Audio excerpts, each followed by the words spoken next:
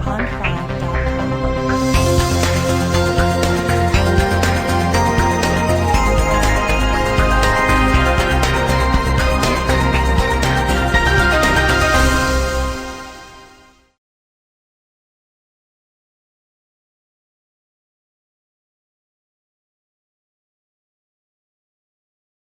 we completed the first day of our general chapter. It was quite a day because we went through an enormous number of details that have been worked out over 2 years, 2.5 years, by our chapter preparatory commission and by many, many volunteers and others who have prepared for this chapter and for the coming together of the confreres from around the world. One of the things that was very striking for me was that we did everything from housekeeping details, in other words, what time are meals and how do we do this and how do we do that, to the agenda for the general chapter over the next 2 weeks, and how all of those things have been thought through and prepared for us and then presented to us so that we get an opportunity to say yes or no to the particular way it's being done. I would have to say the favorite part of my day today was twofold. It was when the staff who are looking after us here, at least some of the leaders, were introduced to us. There were about a dozen people who look after everything from housekeeping to running the retreat center here, and I was very impressed with the dedication that they show to make our chapter and our stay here as pleasant as possible.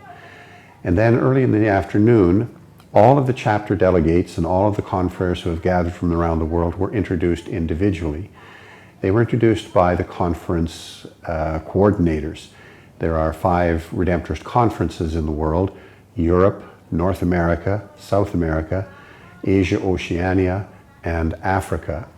And each conference coordinator introduced all of the members that came from his particular area.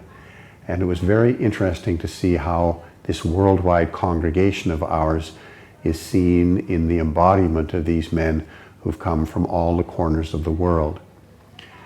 We also dealt with, like I said before, the agenda that is before us. Within the next 2 weeks, we will have a couple of days of retreat. We will begin to consider some of the postulata that we are concerned with.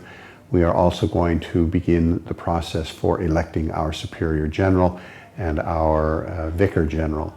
And it's going to be an interesting process that has been very, very carefully calibrated according to our constitutions and statutes. In other words, we're doing the legal things, but we're also doing them with an effort to try and include all of the confreres in the discussions and in the reflections that will take place as we make these decisions.